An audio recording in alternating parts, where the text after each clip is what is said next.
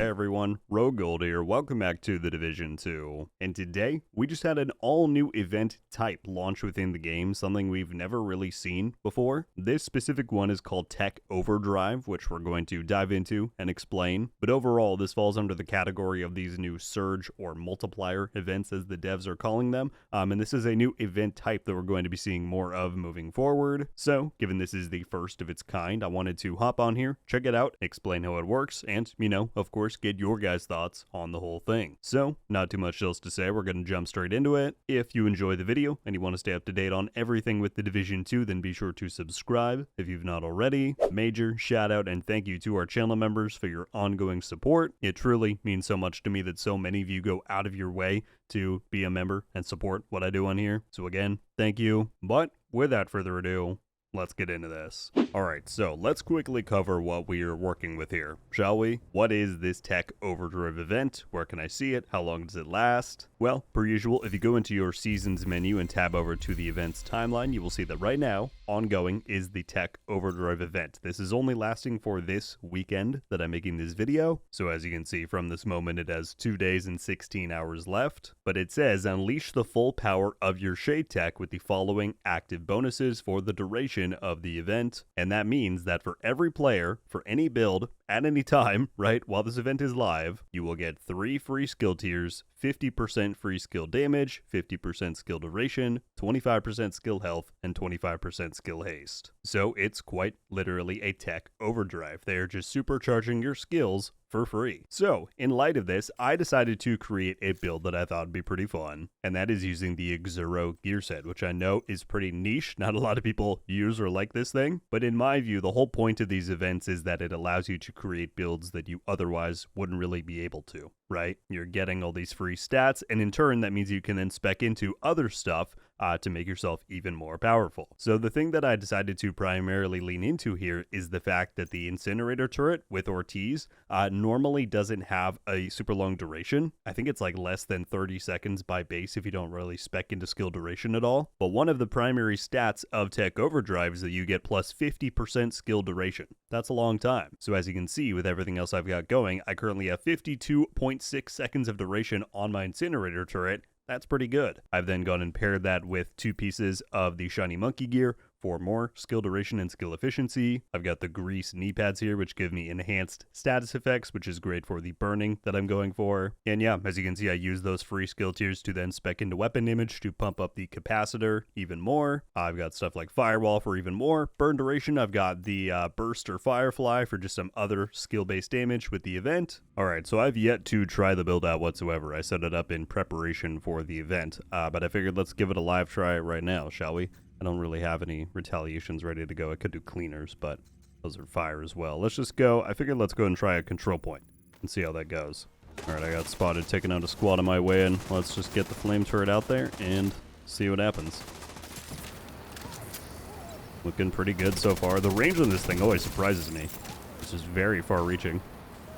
See if I can't tag you way back there. Might as well call the flare now, make sure that's going. My weapon damage alone is pretty nice because I got to roll those 3 red cores, right? Since I'm not having to fully invest into skill tiers. I'm going to throw this out. Hopefully get it on all of them there. Alright, here come the reinforcements, which should be a little bit more bottled up. Let's see how they go. Oh yeah, just right into the crowd. And the duration on this thing is perfect. That lasts close to a minute. Now they're coming from down there. I got to reposition. I've got skilled on my chest piece, which is nice when it activates. I got my firefly back right away. Alright, then finally we've got the boss back over here. I'll throw that. I mean, yeah, that damage is nice.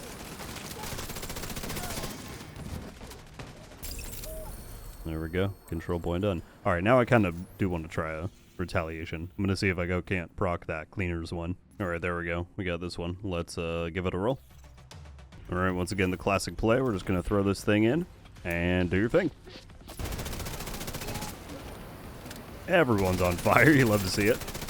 Yeah, this is pretty fun. Of course, this entire event is going to depend on how you set this up, what sort of build you want to go for.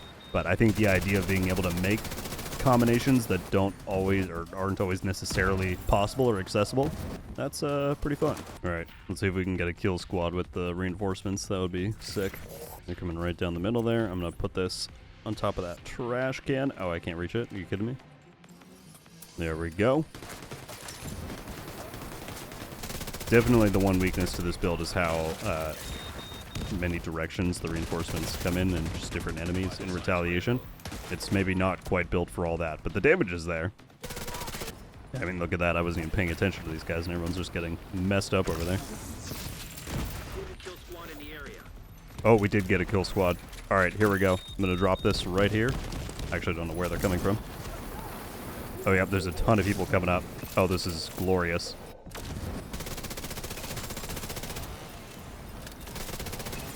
Look at that. They're dying. Everyone's on fire. Just for a good measure, I'm going to pop sanitation in here. Oh, it didn't work!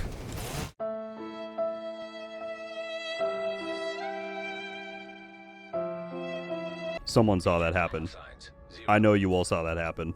I was betrayed. Betrayed by the modifiers. Well, there you have it, my friends. That is a breakdown for this new Tech Overdrive event. Despite me being robbed at the end there, I had a lot of fun with this build. But that's kind of the beauty of this, right? Aside from this event choosing certain stats to boost up, it's not telling you how you need to play the game. You could make a specialized build for it, like I did. You could also just run your normal DPS build and benefit from some extra stats. Or you could not engage with this thing whatsoever. Ultimately, it is reinforcing build creativity, which in my view is always a win. So at this point, I would love to hear your guys' thoughts on two fronts. For one, what do you think of this Tech Overdrive event itself? Do you like how it's set up, structured? Are there other types of these kinds of things that you would want to see in the future? But then also, if you do plan on jumping in this weekend and playing around with the event, what sorts of builds are you planning on coming up with? Do you think there is anything that could benefit a lot from the specific stats that are being boosted here? Let me know. I'd be very curious to hear. That is going to do it for me today, though. Everybody, thank you all so much for watching. I'll catch you in the next one. But until then, RogueGold.